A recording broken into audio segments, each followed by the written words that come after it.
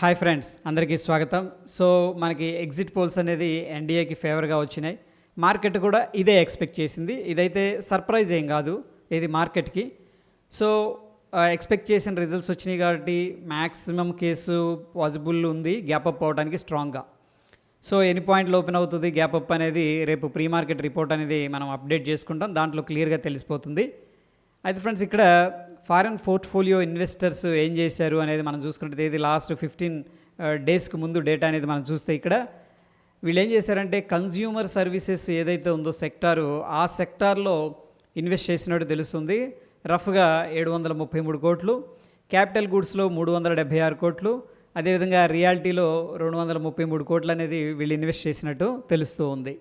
ఇక టాప్ లూజర్స్లో అంటే దేని నుంచి వీళ్ళు ఎగ్జిట్ అయ్యారు అనే విషయానికి వస్తే ముఖ్యంగా ఇక్కడ మనం అబ్జర్వ్ చేస్తే ఫైనాన్షియల్ సర్వీసెస్లో 9,687 కోట్లు ఎగ్జిట్ అయ్యారు. సో ఇన్వెస్ట్ చేశారు కొన్నిట్లో, దాంట్లోనేమో 700 కోట్లు 300 కోట్లు, బట్ ఎగ్జిట్ అయింది ఫైనాన్షియల్ సర్వీసెస్లో 9,687 కోట్లు.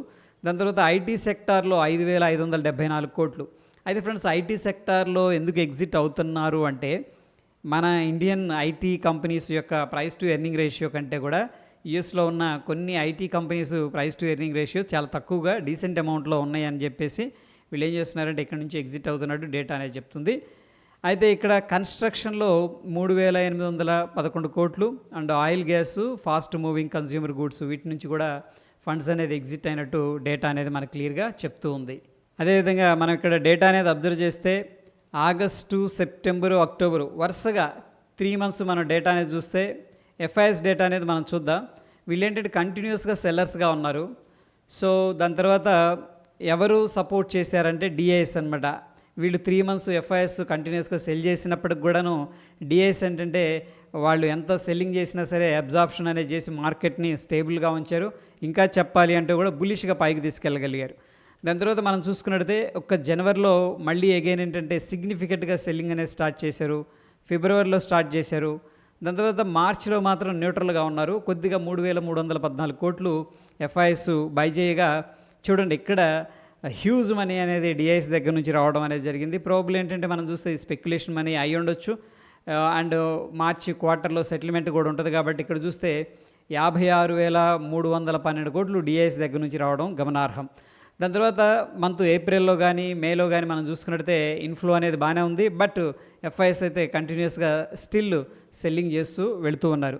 అయితే ఒక పాయింట్ మనం అబ్జర్వ్ చేస్తే మార్చి మంత్లో 56,000 కోట్లు ఇన్వెస్ట్ చేయగా డిఐఎస్, దాని తర్వాత 44,000 కోట్లకు వచ్చారు. దాని తర్వాత అఫ్కోర్సు మే నెలలో 32,000 కోట్లకు అనేది రావడం జరిగింది. సో ఇక్కడ ఒక 56 నుంచి తగ్గుతూ డిక్రీజ్ అవుతూ డిఐఎస్ దగ్గర నుంచి కూడా స్ట్రెంత్ అనేది డౌన్ ట్రెండ్ కనిపిస్తూ ఉంది. అదేవిధంగా మనం జనవరి నుంచి కూడాను 15th మే దాకా ఉన్న డేటా అనేది చూసుకున్నట్టయితే ఫారెన్ పోర్ట్ఫోలియో ఇన్వెస్టర్స్ వీళ్ళ యొక్క డేటా అనేది ఏం చెప్తుందంటే వీళ్ళు ఎక్కడ ఎక్కువగా ఇన్వెస్ట్ చేశారు అంటే టెలికామ్స్లో ఎక్కువగా ఇన్వెస్ట్ చేశారని చెప్పేసి చెప్తుంది. దాని తర్వాత consumer services, capital goods and services, రియాలిటీలో వీటిల్లో ఇన్వెస్ట్మెంట్ వాళ్ళు ఎక్కువగా పొజిషన్స్ క్రియేట్ చేశారు లాంగ్ టర్మ్ కోసం. దాని తర్వాత మనం చూసుకున్నట్టయితే ఫైనాన్షియల్ సర్వీసెస్లో అగ్రెసివ్గా ఫారెన్ పోర్ట్ఫోలియో ఇన్వెస్టర్స్ ఎగ్జిట్ అయినట్టు. దాని తర్వాత ఎఫ్ఎంసీజీ ఉంది, ఆయిల్ అండ్ గ్యాస్ ఉంది, ఐటీ సెక్టర్ ఉంది, దాని తర్వాత కన్స్ట్రక్షన్ సెక్టర్ కూడా కనిపిస్తూ ఉంది. సో వీటి నుంచి వాళ్ళు ఎగ్జిట్ అయ్యి ఇక వీటిలో ఏంటంటే టెలికామ్ కానీ కన్జ్యూమర్ సర్వీస్ కానీ వీటిలో ఇన్వెస్ట్ చేసినట్టు క్లియర్గా డేటా అనేది మనకు చెప్తూ ఉంది. అయితే ఇక్కడ కొన్ని స్టాక్స్లో ఏంటంటే foreign institutional investors quarter on quarter బేసిస్లో చాలా తగ్గించుకుంటూ వచ్చారనమాట. ఇక్కడ చూస్తే యాస్టర్ డిఎం ఈ కంపెనీలో చాలా తగ్గించారు, అండ్ రౌట్ మొబైల్లో తగ్గించారు, Kalyan Jewellers, PVR INOX, HDFC బ్యాంక్లో కూడా ఈవెన్ వాళ్ళు ఏంటంటే ఎగ్జిట్ అయ్యారు. ఏది foreign FIs foreign institutionals investors, Star Health, Indus Towers, Indiabulls Housing Finance వీటిలో కూడా ఏంటంటే వీళ్ళు స్టేక్ అనేది క్వార్టర్ ఆన్ క్వార్టర్ బేసిస్లో తగ్గించారని చెప్పేసి డేటా మనకు క్లియర్గా చెప్తూ ఉంది. కొన్ని కంపెనీల్లో ఫారిన్ పోర్ట్ఫోలియో ఇన్వెస్టర్స్ కావచ్చు, ఫారిన్ ఇన్స్టిట్యూషనల్ ఇన్వెస్టర్స్ కావచ్చు సిగ్నిఫికెంట్గా స్టేక్ అనేది ఇంక్రీజ్ చేస్తున్నారు అండ్ హోల్డ్ కూడా చేస్తున్నారు. ముఖ్యంగా ఐఐడి ప్యారీ అనే కంపెనీలో చూసుకున్నట్టయితే డిసెంబర్ నాటికి 8.71% స్టేక్ అనేది ఉండేది. దాని తర్వాత దగ్గర 9% స్టేక్ ఇంక్రీజ్ చేశారు. ప్రస్తుతానికి 17.7% స్టేక్ దాంట్లో హోల్డ్ చేస్తున్నారు. అదేవిధంగా డేటా ప్యాటర్న్స్ మనం చూసుకున్నట్టయితే ప్రీవియస్ క్వార్టర్లో 6.7% ఉండేది, 7.82% అడిషనల్గా యాడ్ చేశారు. ప్రస్తుతానికి 14.56% స్టేక్ అనేది మెయింటైన్ చేస్తున్నారు. ఇక క్యామ్స్లో హైయెస్ట్గా కనిపిస్తుంది. సో ప్రీవియస్ క్వార్టర్లో 47% స్టేక్ అనేది ఉండగా అడిషనల్గా 6% అనేది యాడ్ చేశారు. ప్రస్తుతానికి 53.7% స్టేక్ అనేది హోల్డ్ చేస్తున్నారు. అదేవిధంగా ఏబిఎఫ్ఆర్ఎల్ కంపెనీలో ప్రీవియస్ క్వార్టర్లో మనం చూసుకున్నట్టయితే 14.16% ఉండేది, 5.3% ఇంక్రీజ్ చేసి ప్రస్తుతానికి దగ్గర 20% స్టేక్ అనేది దీంట్లో మెయింటైన్ చేస్తున్నారు. సో ఎఫ్ఐఎస్ అగ్రెసివ్గా యాడ్ చేస్తున్నారు కాబట్టి ఒక పర్టికులర్ కంపెనీలో మనం కూడా ఏంటంటే ఆపర్చునిటీ వస్తే కూడా మనం పార్టిసిపేట్ అనేది చేసుకోవచ్చు.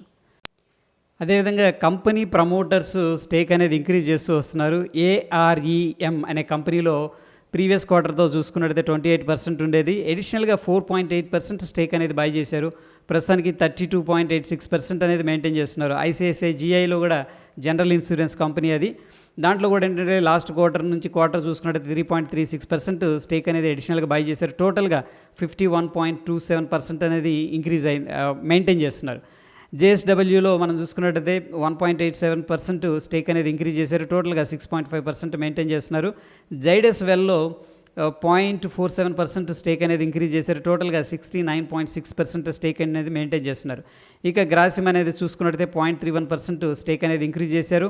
ప్రస్తుతం 43.06% స్టేక్ అనేది ఓవరాల్గా మెయింటైన్ చేస్తున్నారు. సో ఎనీహౌ ఫైనల్గా మనం చూస్తే లాస్ట్ 5 months నుంచి కూడా మంత్లీలో నిఫ్టీలో డోజీస్ ఫార్మేషన్ అనేది జరుగుతుంది. సో ప్రాబబ్లీ డోజీస్ తర్వాత ఒక strong move candle up side కానీ ఒక స్ట్రాంగ్ డౌన్ ట్రెండ్ క్యాండిల్ కానీ మనం అయితే ఎక్స్పెక్ట్ చేయొచ్చు. సో చూద్దాం. ప్రస్తుతం అయితే లాస్ట్ 5 months నుంచి కూడా మనం చూస్తున్న మంత్లీ టైం ఫ్రేమ్ క్లియర్ ఏంటంటే ఇండెసిసివ్ మోడ్లో మార్కెట్ అనేది మూవ్ అవుతూ ఉంది.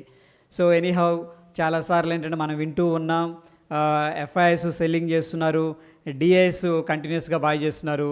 రేపటి రోజున స్ట్రాంగ్ గ్యాప్ అప్ జరిగిందనుకోండి, ఎఫ్ఐఎస్ షార్ట్ చేసింది ఏదైనా షార్ట్ కవరింగ్ ర్యాలీ వస్తుందా, లేకపోతే మళ్ళీ అడిషనల్గా ఎఫ్ఐఎస్ సెల్ చేస్తే డిఐఎస్ కూడా మంచి ఈ ఎగ్జిట్ పాయింట్ ఇది, ఎందుకంటే మంచి ప్రాఫిట్స్ ఉన్నాయి, వాల్యుయేషన్స్ హైలో ఉన్నాయి, మళ్ళీ కరెక్షన్ జరిగిన తర్వాత మళ్ళీ ఇన్వెస్ట్ చేద్దామా అన్న ఆలోచనతో ఏదన్నా సెల్లింగ్ చేస్తారా అనేది మనకి 4th డిసైడ్ చేయబడుతుంది. Okay friends, that is all about ఏంటంటే వీడియో. హోప్ ఈ వీడియో హెల్ప్ అయిందని చెప్పేసి అనుకుంటున్నాను. మన ఎఫర్ట్స్ మీకు హెల్ప్ అవుతున్నాయి అంటే లైక్ చేయండి, షేర్ చేయండి. మరొక ఎపిసోడ్లో మళ్ళీ కలుసుకుందాం. Stay tune. ధన్యవాదాలు.